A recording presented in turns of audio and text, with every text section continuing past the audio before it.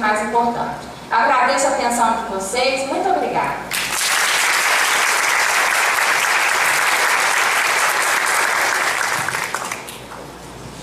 Eu agradeço a palestra da professora Aline e a minha agora coube, na verdade, uma tarefa bastante ingrata, né? Mediar um debate depois de tal tamanho nível, sobretudo depois que vocês já ouviram tantas coisas boas, que eu aprendi bastante, anotei umas 15 páginas aqui mais ou menos, e também porque, diante do adiantado da hora, eu não poderia me estender demais.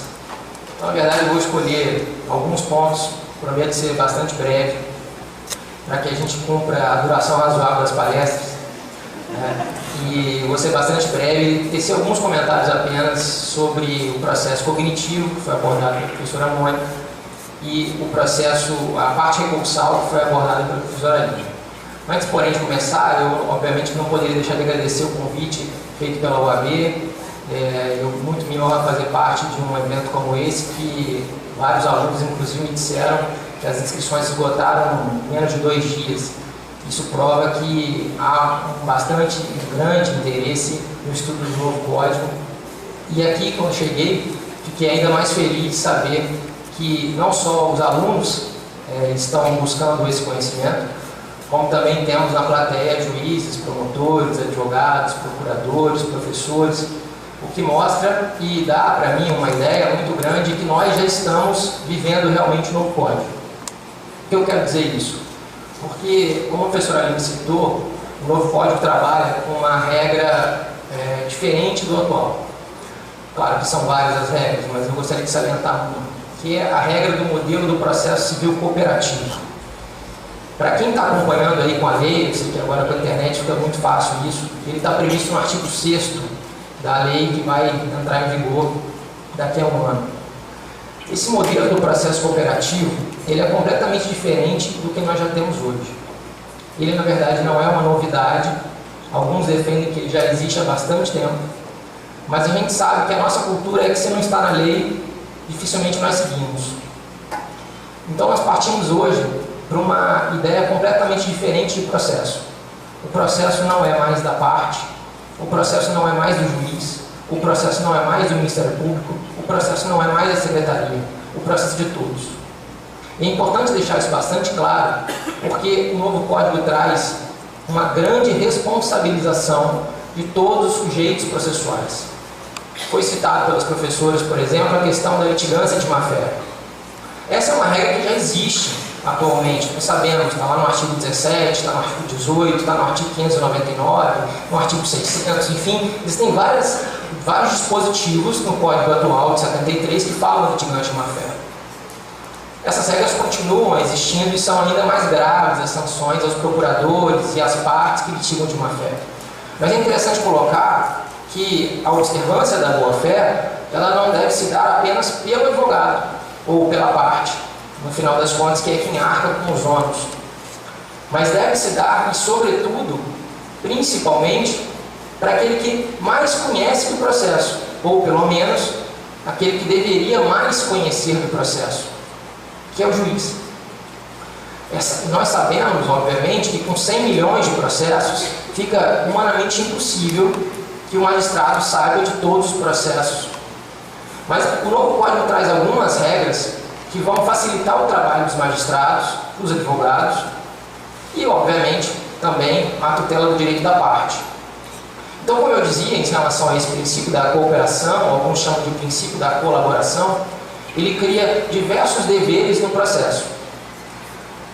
Já que eu citei o primeiro sujeito processual que eu vou chamar a atenção, o juiz, eu vou citar um ponto em específico que está previsto no artigo 489, parágrafo 1º, que é talvez um dos artigos que mais tem dado polêmica já nesses primeiros debates, que é o artigo que fala sobre a motivação. Eu fiz questão de trazer para vocês aqui, vou me permitir ler, mas de forma bem breve, alguns casos concretos que eu consegui selecionar aí nesses 10 anos que eu já tenho de advocacia e exercício da docência, para que talvez as pessoas que estão começando o curso, ou aqueles que talvez não tenham essa luta diária, possam ver exatamente que pé nós estamos. Essas aqui são todas decisões judiciais de tribunais de justiça, ou do STJ ou do Supremo, que transitaram em julgado e que eu vou citar para vocês alguns pedaços. A primeira delas diz o seguinte: o juiz decidiu a causa dessa forma. Segundo os documentos e as testemunhas ouvidas no processo, o autor tem razão, motivo por que julgo procedente o pedido. Essa foi a decisão do juiz. Eu fiz questão de observar toda a decisão para verificar o que estava dizendo esse documento, o que disseram essas testemunhas, qual é o direito do autor, o que o réu alegou. Eu não sei se conseguiram perceber que essa decisão, alguns alunos meus estão aqui presentes, já ouviram essa expressão, mas eu costumo dizer que essa decisão é uma decisão líquida, porque o líquido a gente sabe que se amolda em qualquer recipiente, e essa decisão ela se encaixa em qualquer caso. Esse tipo de pronunciamento judicial, que eventualmente acaba sendo uma necessidade diante da quantidade de processos, pelo novo código ele é nulo. O parágrafo 1º do 489 diz expressamente: se o juiz não demonstrar qual é a prova que o convenceu, se o juiz não demonstrar qual é o fundamento da matéria alegada pelo autor ou pelo réu que o convenceu, se ele não disser o porquê não foi convencido por outras provas, essa decisão vai ser nula. E aí, infelizmente, e eu sei que existem colegas magistrados aqui presentes, mas me trouxe bastante tristeza o pronunciamento, por exemplo, de várias associações de magistrados pedindo o veto desse dispositivo, sob a alegação de que se ele passasse como passou, os processos iriam parar. Ora, todos nós sabemos que o problema da duração razoável do processo não é o tempo que o juiz leva para decidir, não é o tempo que o advogado leva para peticionar, não é o tempo que o Ministério Público leva para dar um parecer, é o tempo que se demora para juntar uma petição, é o tempo que se demora para intimar uma parte, é o tempo que se demora para citar um réu. São chamados tempos mortos do processo. Então não vai ser no momento da decisão, 1 mês, 2 meses, 10 dias, 5 dias, a mais ou a menos, que vão fazer com que o processo ande mais rápido ou mais demorado. Até porque uma decisão como essa, ela desagrada ambas as partes. O juiz consegue a proeza de desagradar o autor e o réu ao mesmo tempo. É mais ou menos como aquele juiz de futebol que, quando acaba o jogo, o repórter vai entrevistar o advogado, vai entrevistar o jogador do time, e todos os dois times reclamam do juiz. É óbvio que essa decisão não resolve o problema da jurisdição, não resolve o problema da parte. Então, de nada vai adiantar eu dar 1000 sentenças num mês, 500 sentenças num mês, dessa maneira. O problema, então, não é aqui que vai ser resolvido. O princípio da cooperação, portanto, obriga que o magistrado coopere quando for proferida a decisão. O que significa isso, especificamente nesse ponto, já que eu tenho um tempo curto? Significa que ele vai ter, portanto, que enfrentar todos os fatos que foram trazidos no processo, todas as teses que foram trazidas no processo, desde que, obviamente, elas tenham pertinência com o caso, daqui a pouco eu vou falar dos advogados, e vai ter que dizer exatamente na motivação qual é a matéria que ele considerou pertinente para julgar, proferir a sentença ou a decisão interlocutória de mérito da forma como ele entendeu. Sob pena, como eu disse. Bom, mas então esse é o problema do processo ao juiz, não é isso que eu disse. Eu trouxe um ponto. Por que muito provavelmente vários juízes se valem desses expedientes? Já disse, por conta da enormidade de processo, por conta da falta de estrutura, citado muito bem pelo professor Aline, mas também porque os advogados não colaboram. O advogado do autor entra com uma petição inicial de 30 páginas, sendo que se você pedir para ele resumir na audiência qual é a pretensão, ele resume em 10 minutos. Ninguém consegue resumir 30 páginas em 10 minutos de forma ampla, de forma bem fundamentada. O que mostra que, muito provavelmente, portanto, dentro daquelas 30 páginas tem muita coisa que não presta. Nós temos que ser sinceros. Nós estamos na casa do advogado e temos que chamar a atenção para os colegas para isso. Enquanto nós continuarmos nos valendo desses expedientes, nós não vamos mudar essa realidade que foi citada pelos colegas. Então, nós trabalhamos hoje num sistema que é completamente diferente do que o Código prevê. Nós trabalhamos num sistema de desconfiança. O juiz desconfia do advogado, que desconfia do Ministério Público, que desconfia da parte, que desconfia de todo mundo. Não é à toa que nas pesquisas de opinião que são feitas temporariamente, de tempos em tempos, o índice de satisfação da pessoa, do cidadão, do jurisdicionado com a justiça cai cada vez mais. Esse não é um problema nosso brasileiro, esse é um problema mundial. Se vocês para terem uma noção, em Portugal, por exemplo, o prestígio dos juízes é inferior ao prestígio dos deputados. Claro que para nós aqui isso é uma realidade, graças a Deus, que não chega nem perto. Mas eu estou trazendo esse dado para mostrar para vocês que esse é um problema que afeta o mundo todo. Não é à toa que grande parte dos países civilizados tem alterado a sua legislação processual. França, Itália, Portugal, Espanha, aqui perto de nós, o Código Modelo da Iberoamérica. Nós temos vários diplomas novos sendo trazidos com essa nova realidade. Se nós continuarmos trabalhando da mesma forma, não vai resolver problema algum. A professora Aline trouxe o problema do artigo 331, da audiência preliminar. O novo código fala disso. O novo código fala de um saneamento compartilhado. A professora Mônica citou a questão da gestão processual, a questão do procedimento flexibilizado. Aqui eu tenho uma regra muito importante. Ora, quem melhor sabe do processo que não os advogados e as próprias partes? Então, por que não se permitir que essas partes de boa fé apresentem exatamente quais são as provas que eles pretendem e por que aquelas provas são importantes? Aí você pode estar pensando, mas isso é utopia. Isso é utopia porque o advogado do réu, ele quer sempre protelar o processo. Isso não é verdade. A imensa maioria dos réus vai ao judiciário porque talvez acha que realmente tem razão, porque quer ouvir a opinião de um terceiro, quer ouvir a opinião daquele que ele considera apto a resolver o seu problema.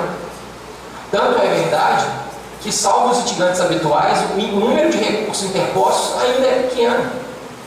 Quem recorre muito não é um cidadão comum. Quem recorre muito é a fazenda pública, quem recorre muito são as instituições financeiras, são as telefonias e, obviamente, os advogados que litigam contra eles. Então, nós não temos que tratar todos de forma igual. Aquele cidadão que se vê diante do juiz, ele quer uma resposta para o caso dele. Ele não quer uma resposta padrão. Ele não quer algo que alguém já disse para ele que é assim e pronto, final. Porque se ele assim quisesse, talvez ele não precisasse ser o juiz. Ele iria ao curandeiro, ele iria ao homem mais velho da comunidade dele, ele iria ao árbitro. Existem diversas formas de resolução de conflito. A justiça é uma delas, talvez a última delas. Essa é outra questão que nós temos que pensar. E aí, já que eu estou falando disso, cito o advogado. Eu vou citar um exemplo que me ocorreu essa semana, infelizmente. Chegou à minha mão um processo cujo autor era um médico. E o médico havia feito um pedido de assistência judiciária gratuita. Eu o conheço e fiz essa pergunta a ele. Por que você fez esse pedido? Ele me disse, porque o advogado mandou. Eu disse a ele, mas você não sabe ler? Eu sei por quê. Porque você assinou uma declaração de pobreza. Você é pobre? Muito pelo contrário. Faço questão de mostrar, inclusive, que não sou pobre. Então, por que fez essa assinatura? O advogado me explicou. Além de ter mandado, eu perguntei a ele. Ele disse, vamos tentar para ver. Vamos tentar ver se, por acaso, a gente consegue não ter que pagar as custas. E eu disse a ele, mas por que razão? Não, porque aí eu economizo R$200. Bom, não sei se você sabe, mas a taxa judiciária tem natureza de tributo. E natureza de tributo, quando você não paga sendo devido, você está sonegando o tributo. Isso é uma sonegação tributária. E além disso, você pode inclusive ser considerado, alguns consideram, que você praticou um crime, porque você inseriu uma informação falsa num documento verdadeiro. Não, eu não pratiquei crime algum. Eu só tentei não pagar esse valor. Porque o advogado me instruiu mal, ou porque eu quis assim tentar. O que vai acontecer com esse processo? Provavelmente o juiz, se diligente for, vai indeferir o pedido dele. Depois de algum tempo, porque como ele tem muitos pedidos para analisar, ele vai demorar alguns meses para verificar essa mínima questão. Depois, obviamente, por conta do contraditório, os mais novos talvez não tenham essa ciência, a parte vai ter que ser intimada dessa decisão.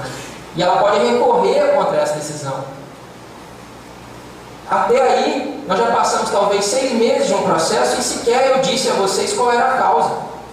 Nós estamos perdendo tempo de forma desnecessária. Então, eu tenho aqui, mais uma vez, que chamar a atenção do advogado. O advogado não pode se valer dessa forma. E aí ele diz, mas as custas são muito altas. Realmente as custas são muito altas, então vamos juntar a OAB e vamos fazer uma campanha junto ao tribunal para diminuir as custas. Por que as custas da Justiça Federal são tão mais baratas que as custas da Justiça Estadual? E por que a Justiça Federal paga tão mais aos servidores que a Justiça Estadual? Será que não tem alguma coisa errada? Será que nós não temos que pensar na redistribuição dessas custas? O Tribunal de Justiça do Rio de Janeiro, por exemplo, as custas vão direto ao próprio tribunal. E lá os processos andam muito mais rapidamente do que aqui em Minas. Por que será? O CPC é nacional, a regra vai para todo mundo. Por que o mesmo processo demora às vezes 5, 6 vezes mais de uma cidade aqui em relação a outra? Porque falta responsabilidade. Outro sujeito processual importante, obviamente naquelas causas que ele tem que oficiar, é o Ministério Público. O processo vai ao Ministério Público, vista os autos ao MP e fica lá, por exemplo, 6 meses para um parecer de 2 páginas, copiado e colado de um modelo que já havia. Ou com aquela velha frase, eu não sou obrigado a oficiar nesse processo. Ora, você não era obrigado, por que não devolveu o processo com 2 dias?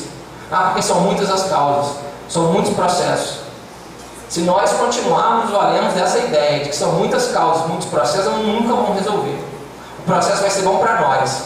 Nós, professores, vamos continuar dando aula de processo. Os advogados vão continuar tendo muitas causas. Os juízes vão continuar tendo muita responsabilidade. Os promotores da mesma maneira. E as partes insatisfeitas.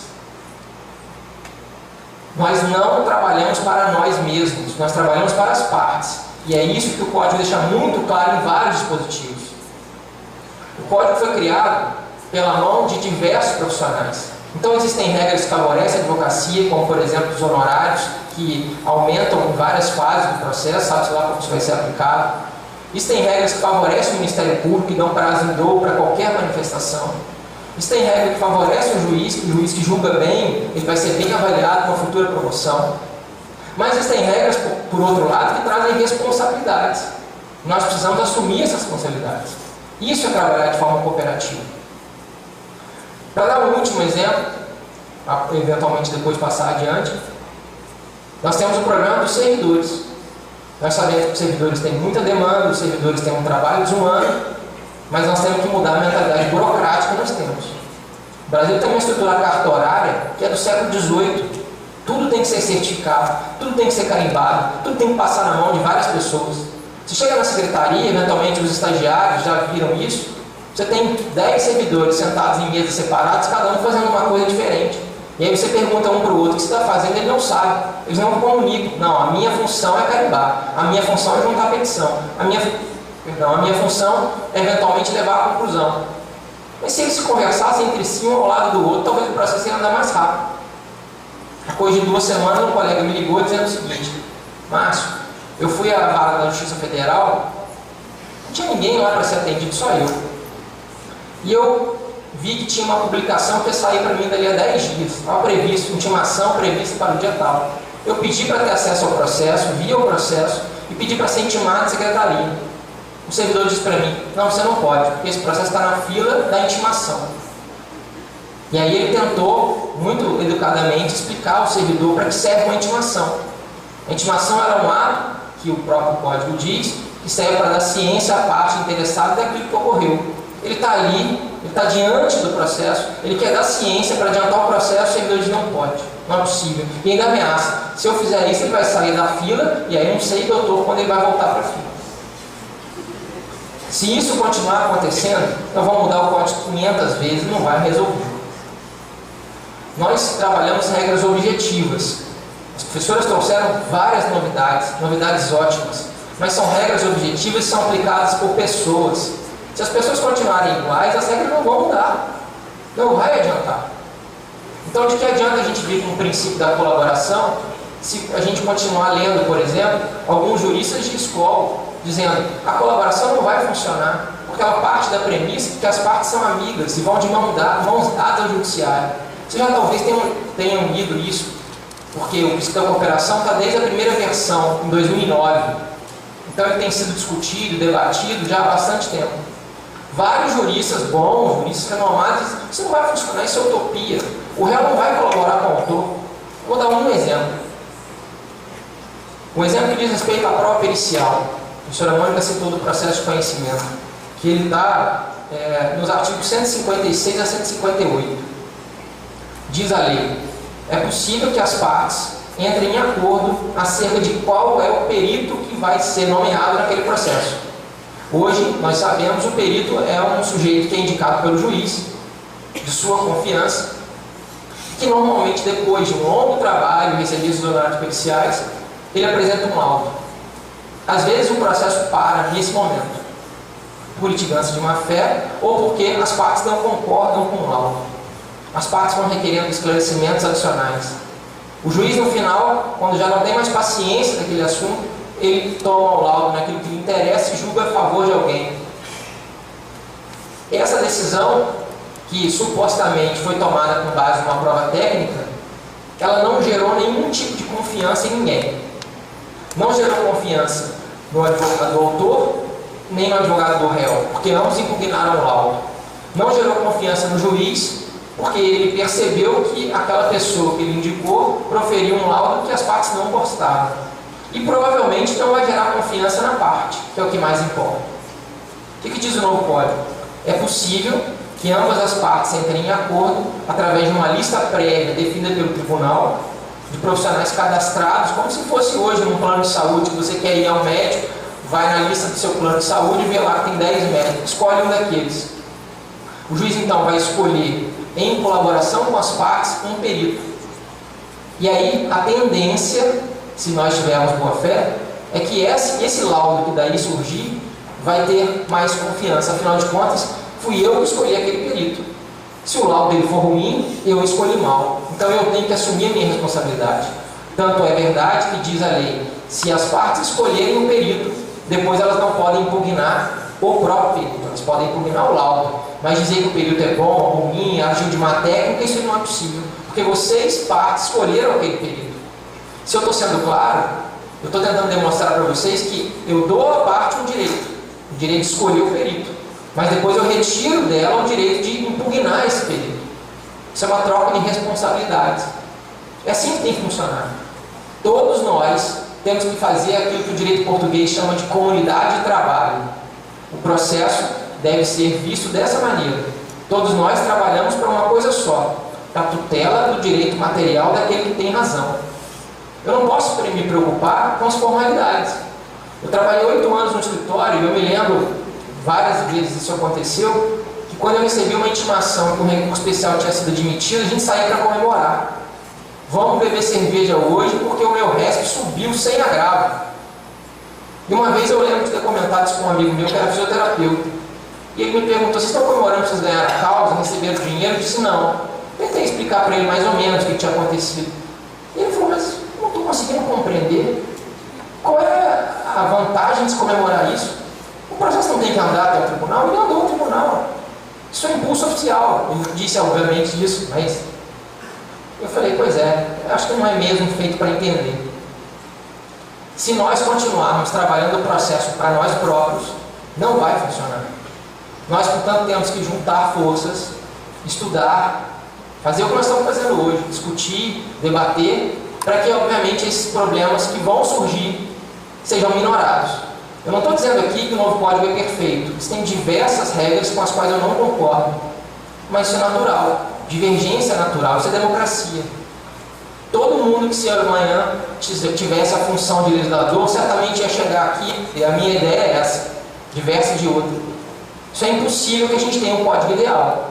O que nós temos que fazer, e aí permitam a expressão, nós temos que trabalhar parcialmente com o código. Parcialmente no sentido de não ser imparcial. Nós temos que ser parciais. Como se nós fôssemos, por exemplo, parentes do código, amigos próximos do código, apaixonados pelo código. Essas pessoas costumam dar valor às virtudes e acabam deixando de lado os defeitos. Você está apaixonado por alguém, sabe que aquela pessoa ronca demais de noite, mas você nem liga para isso, porque está completamente apaixonado por ela. Eu não quero que você fique completamente apaixonado pelo processo, porque senão seu pai, sua mãe, seu irmão, sua mulher vão ficar chateados. Mas a ideia é mais ou menos essa, que nós temos que ver as virtudes e tentar trabalhar nos problemas, discutir, debater e verificar onde as regras não vão funcionar, de que maneira elas podem funcionar melhor. Isso está previsto como regra fundamental. Se vocês abrirem o novo código, espero que façam isso muitas vezes nesse ano de vacaço, vão ver das normas fundamentais do novo código. Essas normas fundamentais têm que orientar todos os sujeitos do processo, é o que diz a regra, todos os sujeitos do processo.